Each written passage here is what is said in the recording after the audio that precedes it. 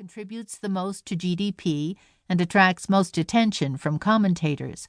Although the associated problems of measurement are widely acknowledged, engaging service sector productivity raises far more difficulties than that of manufacturing.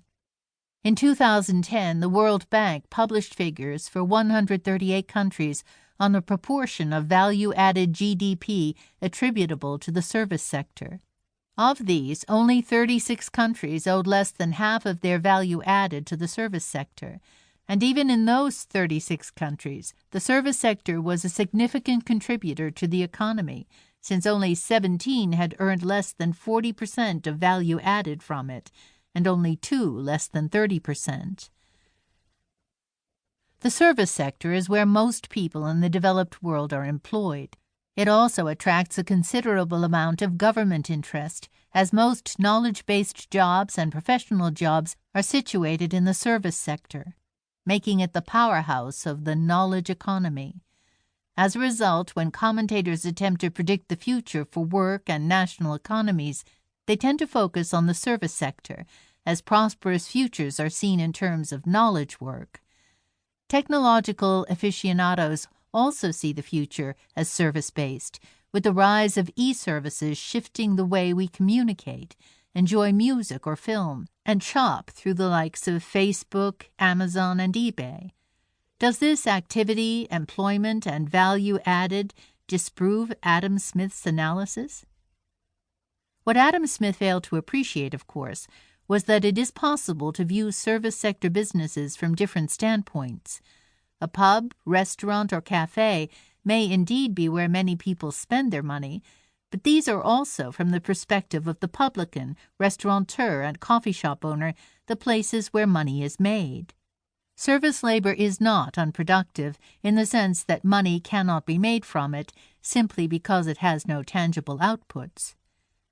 This is not to argue that the intangibility of service sector goods do not generate some concerns. It is difficult to establish quality in the service sector or assess productivity. Some headway has been made in this regard, but the most robust figures are taken from transport and distribution, where activities are more tangible and more susceptible to measurement. The dot-com bubble and the banking crisis in the first decade of the 21st century raised questions about both the regulation of and the fragility of service sector organizations. Clearly, the same could be said of many other markets, as well as of money itself. There have been bubbles of inflated prices, followed by crashes in housing, tulips, and gold, so tangibility is no defense. Even if the service sector is more vulnerable than manufacturing, this is an aspect of economic life that most countries must learn to deal with, as, for the near future at least, the economies of the developed world will be based on services. Because of this, unsurprisingly, there is a positive tsunami of interest in services and the service sector. They are now the subject of extensive research, dedicated books and journals, detailed studies, and theoretical innovations.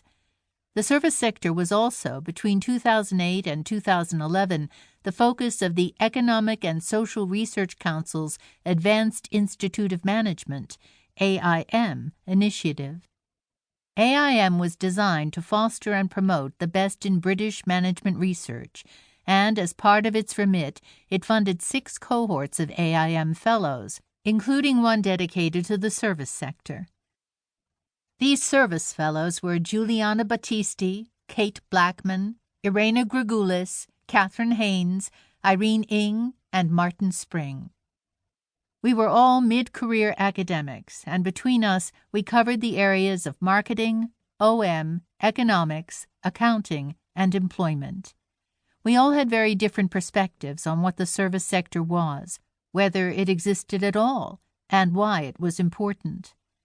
Details of our individual research projects can be found on the AIM website at www.aimresearch.org.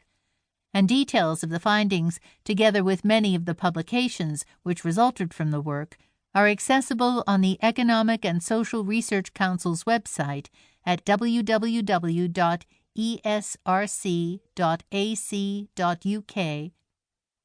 In addition to these individual